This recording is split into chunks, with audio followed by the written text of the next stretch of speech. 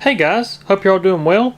Today I'm actually making part 2 of the modular video here, and as you can see I've got all the modules pulled out of the cabinet and been making a parts list for them, just kind of getting everything ready to order all the parts I'm going to replace in this.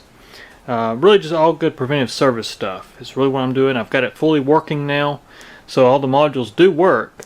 This is just going to make sure that this thing's going to hold up for Andrew, who owns this one, and you know, just make sure it's going to be a good unit for him to play and use and enjoy, because that's what these things are about. But anyways, in the process of removing all the modules, what was really cool is I found most of the stickers for the modules. Now these are the same stickers I brought up in my mini Moog video of the early units. So from like 1971 to about mid-73, you'll actually still find these type of stickers where it actually has the initials of the person that did the work and the dates and all that good stuff, and the seal numbers and etc. here. So really cool. Of course you can see that one. I've got to glue all these back on once I clean them. The only one I could not find the sticker for was the 921A driver, and you can see where it was, but it's just nowhere to be found. So that's the only one I couldn't find the sticker for. But I'm just going to go down here and just kind of show you what these things look like inside, for those that are curious, and just kind of give you a good overview of these things. I mean, they're so cool because it's just such an early part of Moog history. You know, the modular is really where Bob Moog started, and along with his team of engineers. So to see these circuits, and then of course working on all the synthesizers I have over the years made by Moog, you know, it's just neat to see some similarities between you know, the circuitry and kind of what it does and how it works. And but I have to say honestly, the synth that really comes to mind the closest as far as a all-in-one synthesizer is the mini Moog. Of course we all kind of know the history of the mini Moog as well. It was derived directly from Modular, so that's really why they're the closest as far as design and layout internally. Personally, just work on these things. But anyways, we'll start with the oscillator section, just like we did on the last video. We'll start with the driver. Now I'm going to tell you, some of these modules are extremely sensitive for what they look like on the outside, and then others are more complex. So it's just the idea of making these things fit into a format really that would fit in the modular. But here's the driver, and you can see it's really simple. There's not a whole lot to it at all. And this is actually what, as mentioned in my last video, this is what drives the 921Bs. So it actually it's master. It's basically a master control, CV control for frequency input, as well as CV input, and then your pulse width control here, which is all can be plugged into here as well, and it routes to these two 921Bs. So that's a pretty simple circuit in general. What it does, it's pretty much just a summing network, and delivers those out to the 921Bs. So if we take one of the 921Bs, we'll take the one with the sticker still glued to it. You can see the complexity of this. So oscillators are always a little bit more complex because there's a lot going on. You know, there's a lot more going on than what people think. But what's really cool about this particular oscillator, the 921B, it has something I never expected, which is actually a thermally compensated oscillator design. And it's not heated, it's not, you know, it's nothing like that, but what it does is actually using a Temco resistor linked to the transistor array chip, just like what you find in the mini Moog. This is a very similar circuit. But here's the thing, the mini Moog doesn't have this. It doesn't have thermal compensation. That's actually part of what I add to a lot of the mini Moogs I service here, if they got the version 2 oscillator. So this already has that, which is, I just find that kind of interesting. But basically this holds your oscillator circuitry, your wave shape circuitry, your pulse width stuff, and you know, it holds a lot of stuff. And then of course your wave shapes, you know, sine wave, triangular wave, sawtooth, and rectangular wave. Now rectangular wave would be your pulse width. That's actually the pulse width output, or square wave when you're in 50% duty cycle, etc.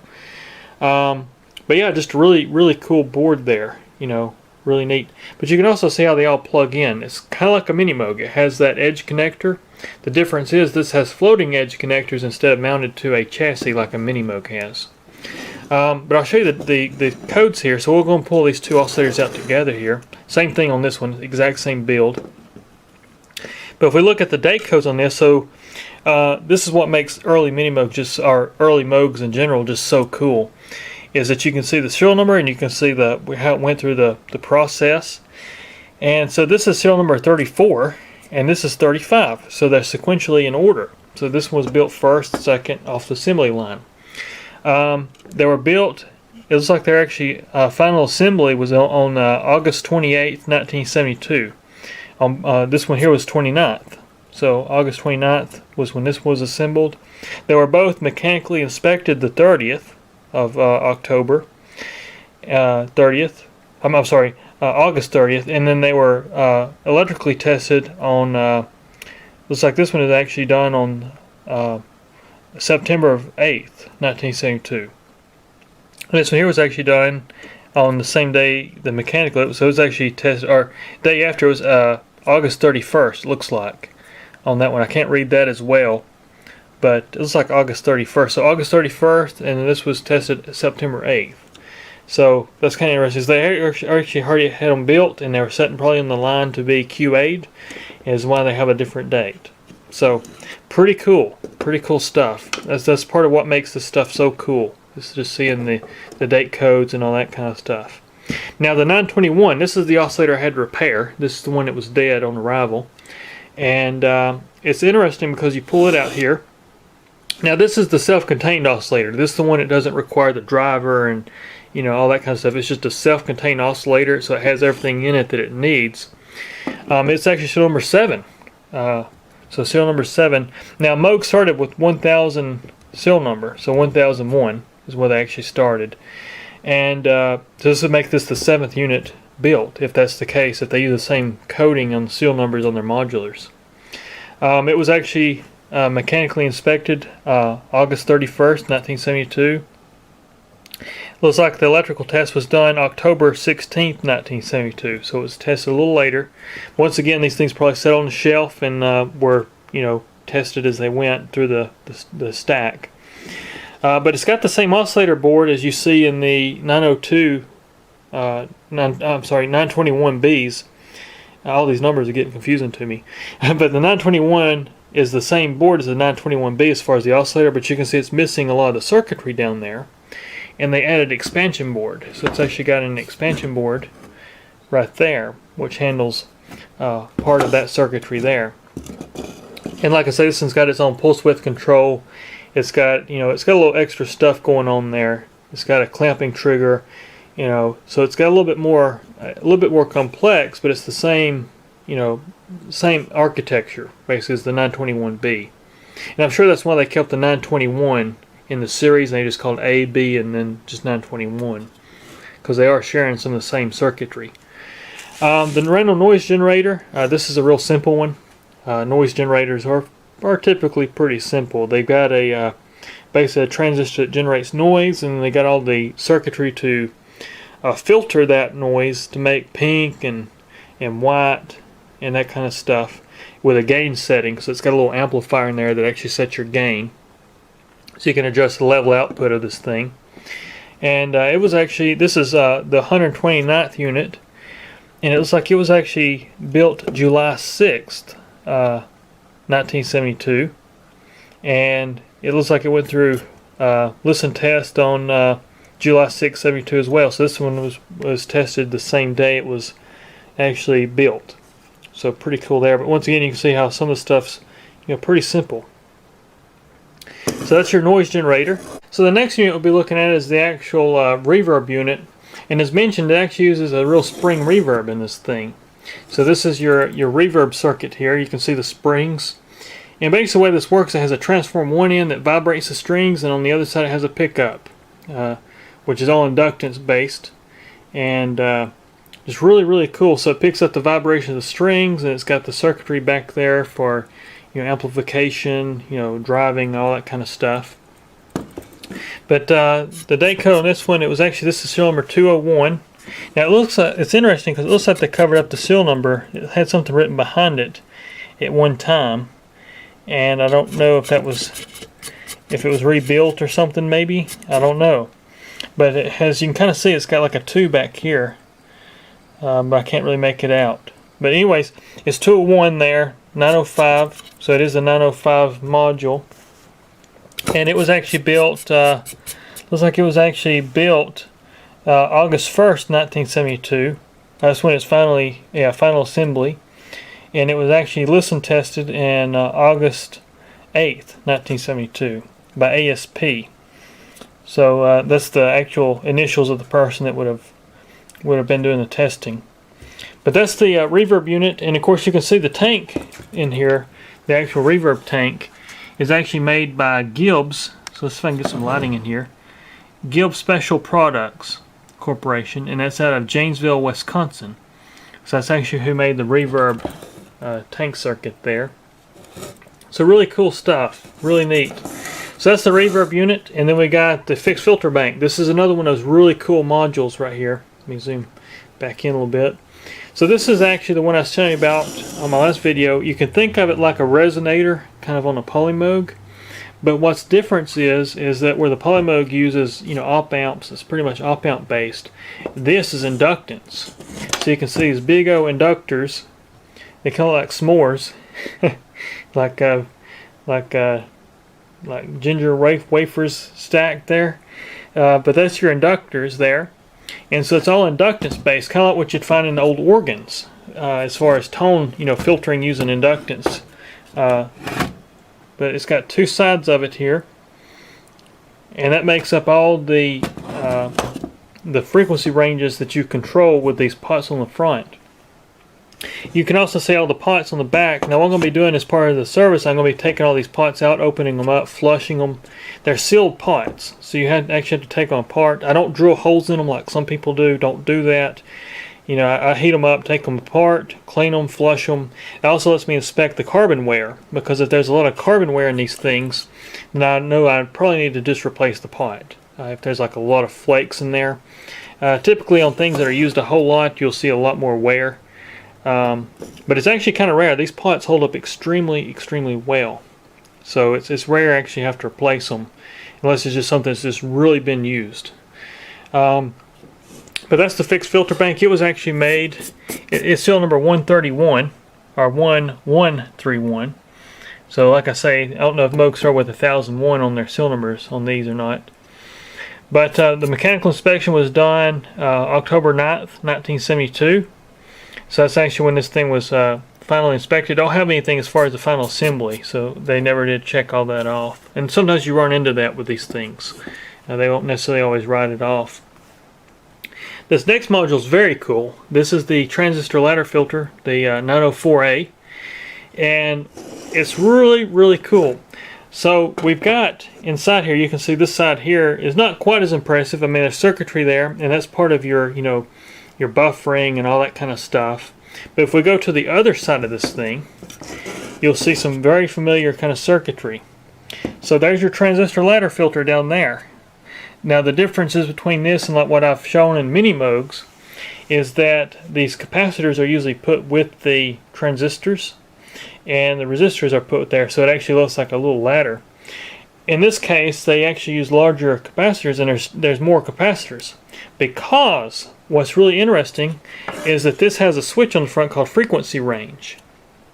And what you're actually doing when you change this is you're changing the set of capacitors that you're actually using in the ladder. So it's a little bit more complex than the typical transistor ladder filter you find on other synthesizers, as far as the this range function here. But it's all just a capacitance change. So these capacitors here, what happens when you change that, you're changing which sets of these capacitors are being used in that transistor ladder. So pretty cool stuff. That's something you don't see carry over outside the modular. So that's kind of neat stuff there.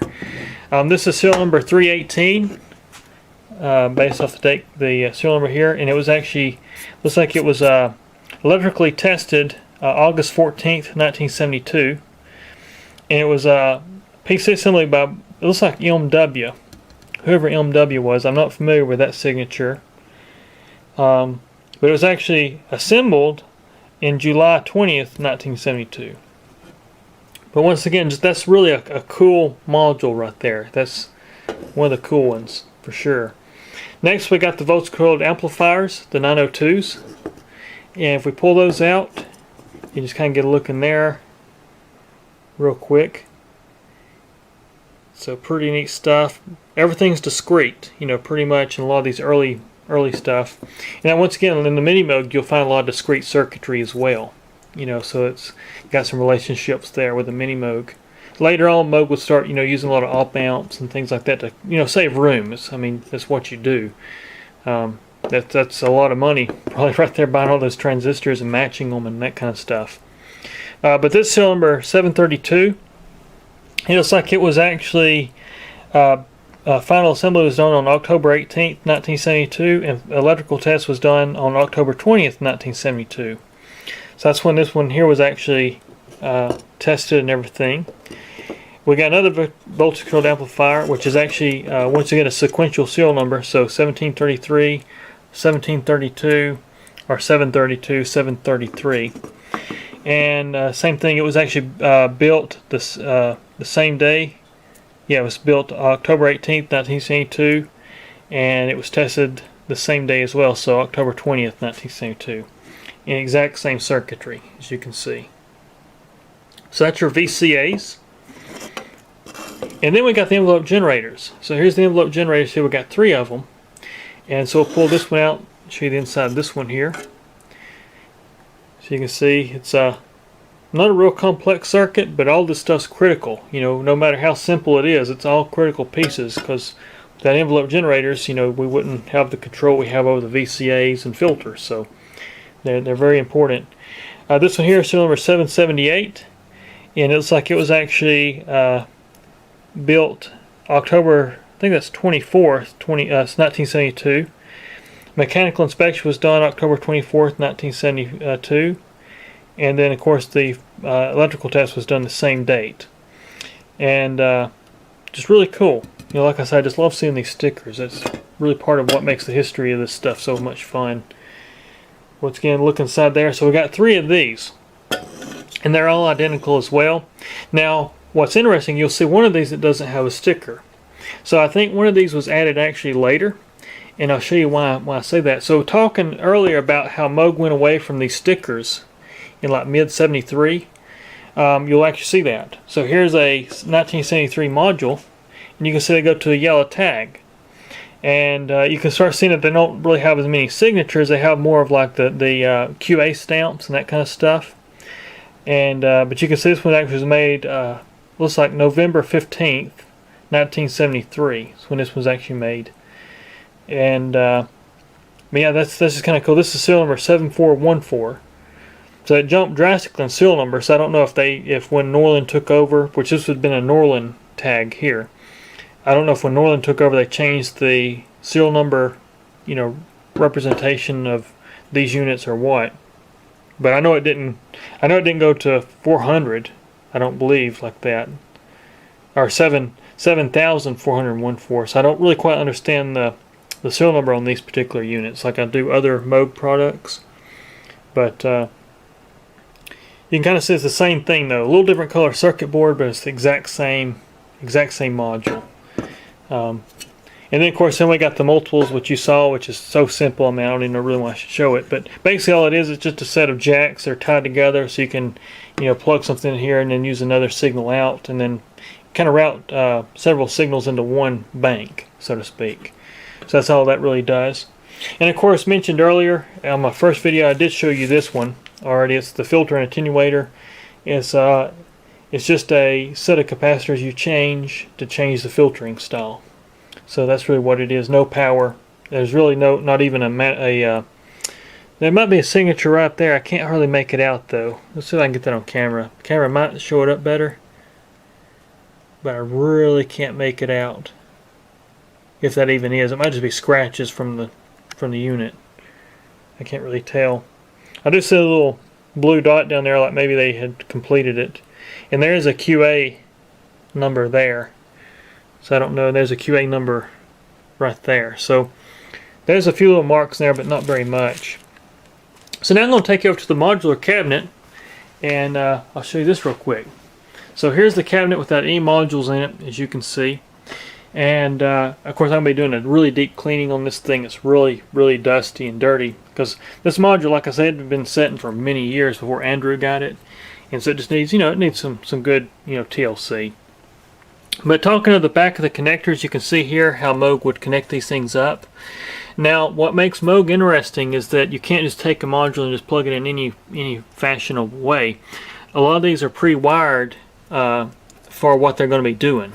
So, for example, you can see. Let me get my light in here. Maybe this may help us out a little bit. Let me turn this light on. So, if we look right here, you can see that you've got your power input lines here, and then you got these other wires. Well, if you look at some of these, all you've got is just the power. You don't have any other plugs. That's just the power of the module. And then some of these have extras. So we know that these three here are used together because this is the driver and this is the two 921Bs right here, and you can see the wiring that's associated with this connector here. So that's pretty interesting. You can see it right there where it ties in. This is your CV input here that runs into these other oscillators to the harness. So there's a lot of things that are pre-wired here for particular modules. And then anything you see like this one right here, this is for the 921. You can see the CV inputs here for it and the power there. And then some of these, like I say, don't really matter. They're just power. So we got power, because you're going to be routing the audio and everything with patch cables. That's basically how that works. We can go all the way down here and you can see once again power with a different set of connections. I think this is for the filter. And if I'm not mistaken, I actually did a little research as far as ohming some things out, doing some continuity testing, and it comes down here to this network here as part of these switches here. So the switch here I think is associated with the filter control. And then we got the envelope generators, which has basically has your power, your S-trig input, and then your outputs, which are routed to these switches here. So you can select your envelopes and how you want them to trigger and that kind of stuff. So pretty cool. Then we got one extra connector here, which is going to be doing something kind of cool if it works. I'm going to be building a module for Andrew here. But what's nice about this cabinet too is you can actually, they're hinged, so you just take the screws out, you can open them up, service everything. And of course you can see how dusty everything is. That's one of my fingerprints right there, where you can see just how dusty that thing is. It just definitely is a good cleaning. But I was also curious too, because I am new to Modular, and I don't actually have the service manual for the 1C. I've got all the documentation for like the 35, the 55, all those. So I have some documentation on those. So I'm kind of using those in conjunction with just doing a continuity test using my meter to see where things go.